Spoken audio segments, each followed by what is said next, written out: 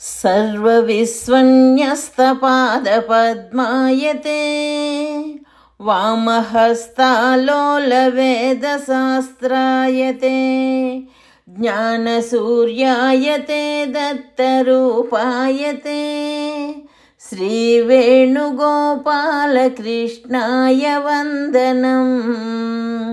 श्रीवेणुगोपालकृष्णाय वन्दनम्। श्रीवेणुगोपालकृष्णाय वन्दनम्। శ్రీ దత్తస్వామి వారి దివ్య సందేశము. స్వామి జ్ఞానము నుండి కొన్ని వజ్రాలు, జెమ్స్ ఏ టు ఈ వరకు. ఏ కృష్ణావతార రహస్యము. శ్రీకృష్ణుని స్మరించగానే ఆయనలో మనకు 3 దోషములు వెంటనే గోచరించి ఆయన దైవత్వమును శంకించుటకు కానీ లేక నిరాకరించుటకు కానీ దోహదము చేయును. మానవునకు దోష దర్శనము చాలా శీఘ్రముగా కలుగుచున్నది. ఈ 3 దోషములు ఏమనగా: 1 వెన్నను దొంగిలించుట, 2 గోపబాలురతో అల్లరి చేయుట, 3 గోపికలతో బృందావనములో నృత్యము సల్పుట. ఈ విషయములో ఇతర మతములు కూడా హిందూ మతమును తప్పుపట్టుచున్నవి. దీనికి కారణము కృష్ణుని కేవలము బాహ్య పరిశీలనతో అపార్థము చేసుకుని ఆయన యొక్క అసలు తత్వమును పరిశీలించలేకపోవుటయే. ఈ గోపికలు గత జన్మలో బ్రహ్మర్షులు. వీరు స్వామిని పరిపూర్ణ ముక్తి కొరకు అర్థించినారు. బి ముక్తి.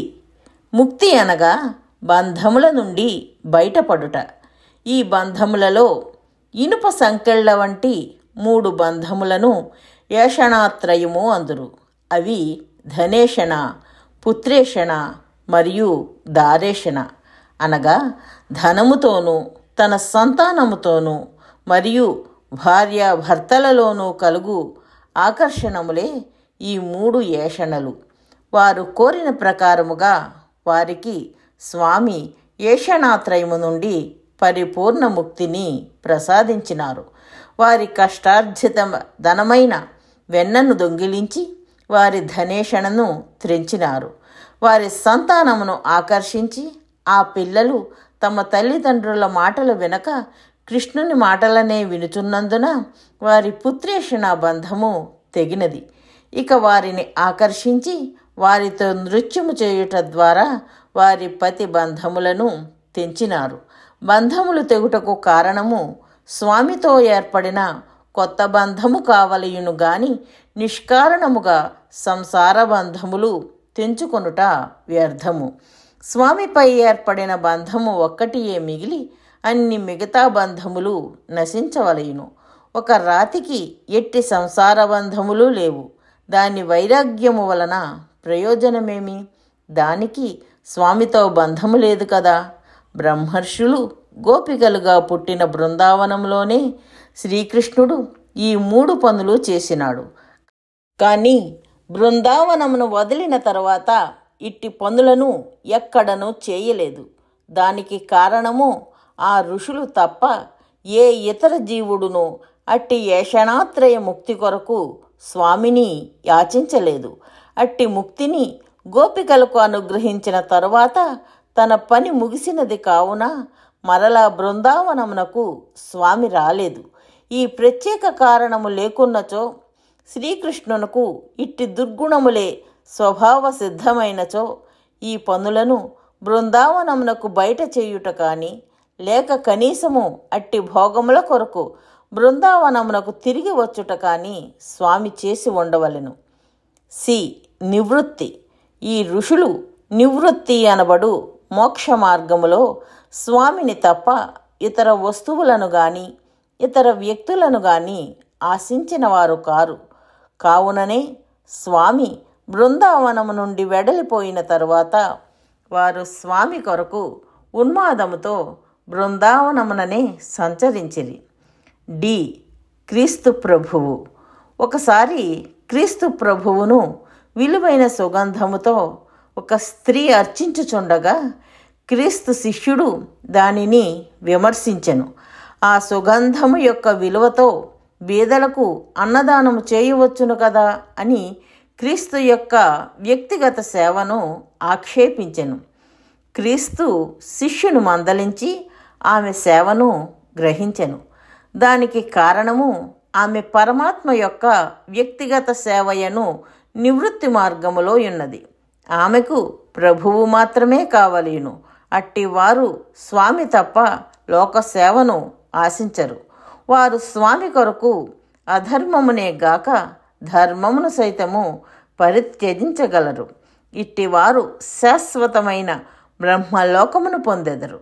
వారు స్వామిని తప్ప ఏ వ్యక్తిని ఎట్టి వస్తువును ఆశించక స్వార్థమన్నది లేక ఉందురు. ఒక ధనవంతుడు కూడా ఈ సుగంధమును ఒక స్త్రీ పూయిచుండగా ఆనందించుటగలదు. కానీ ఆ ధనికుడు క్రీస్తుతో సమానుడు కాడు. క్రీస్తు చిట్ట చివరి ప్రభువు. ఆయన మరి యొక్క ప్రభువును ఆనందింపచేయనక్కరలేదు. భగవంతుడైన ఆయన ఆనందము ఆ స్త్రీని రక్షించినది కానీ ధనికుని ఆనందము కాదు కదా. అతను ఒక జీవుడే కదా.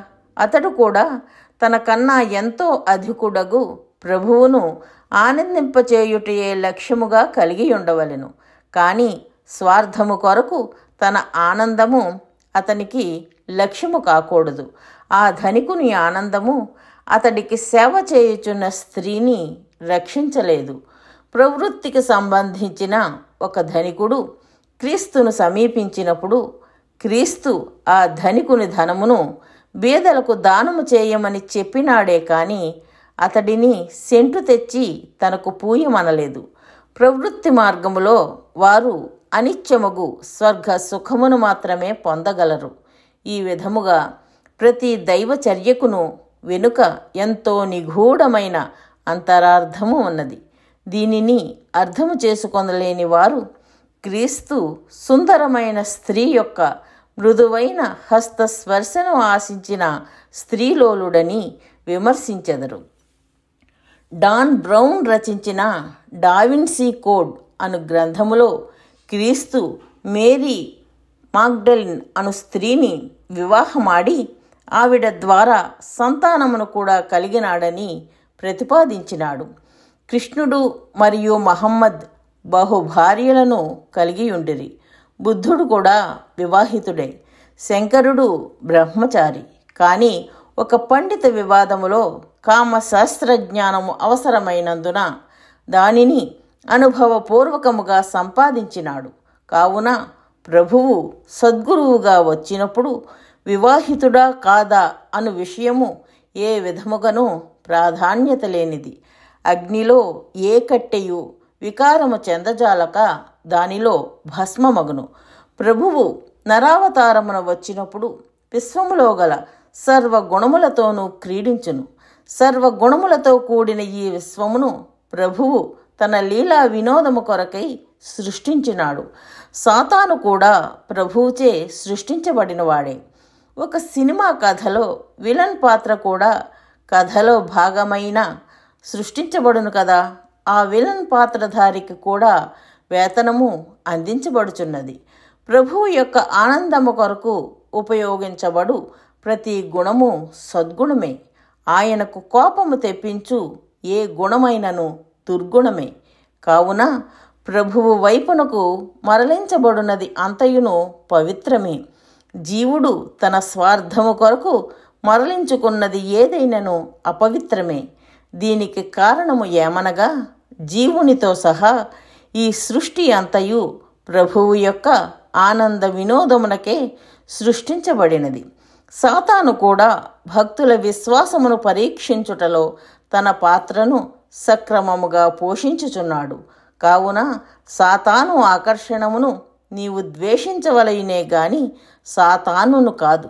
అందుకే క్రీస్తు పాపమును ద్వేషించుము కానీ పాపిని ద్వేషించవలదు అని బోధించినాడు. ఈ గుణములు గుణాతీతుడైన ప్రభువు క్రీడించినప్పుడు ఈ గుణములను తన వశములో ఉంచుకుని వాటి చేత ఎట్టి వికారమును పొందక వాటిని తన క్రీడా సాధనముగా ఉపయోగించుకొనుచున్నాడు. కానీ గుణస్వరూపుడైన జీవుడు ఈ గుణములకు వశుడై ఈ సగుణములచే వికారమును పొందుచు ఆ గుణములకు తాను క్రీడా సాధనముగా మారి వాటి చేత ఆడుకొనబడుచున్నాడు. అయోగ్యుడు తనను సమీపించకుండునట్లు ప్రభువు ఈ దుర్గుణములను మాయగా కప్పుకొనుచున్నాడు. మరియు ఈ దుర్గుణములను ఉపయోగించి భక్తుల యొక్క స్థిర విశ్వాసమును కూడా స్వామి పరీక్షించుచున్నాడు. ఈ రెండు ప్రయోజనములే కాక స్వామి ఈ దుర్గుణములనే ఉపయోగించి గోపికలకు పరిపూర్ణ ముక్తిని ప్రసాదించినాడు. కావున ఏ జీవుడును స్వామి తత్వమును యథార్థముగా తెలియజాలడు. స్వామిని చాలా సులభముగా అపార్థము మాత్రమే చేసుకొనగలడు. To be continued. సూచన: ఆధ్యాత్మిక జ్ఞాన ప్రచారము చేయడము భగవంతుడికి అమితమైన ఆనందాన్ని కలిగిస్తుందని శ్రీకృష్ణ పరమాత్మ శ్రీమద్ భగవద్గీతలో చెప్పియున్నారు. అందుకే జ్ఞాన యజ్ఞేన తేనాహం అని గీతలో అన్నారు. మనకు ఆధ్యాత్మిక జ్ఞానము శాశ్వతమైన సంతోషాన్ని కలిగించటమే కాక ప్రపంచంలో శాశ్వతమైన శాంతిని కూడా నెలకొల్పుతుంది.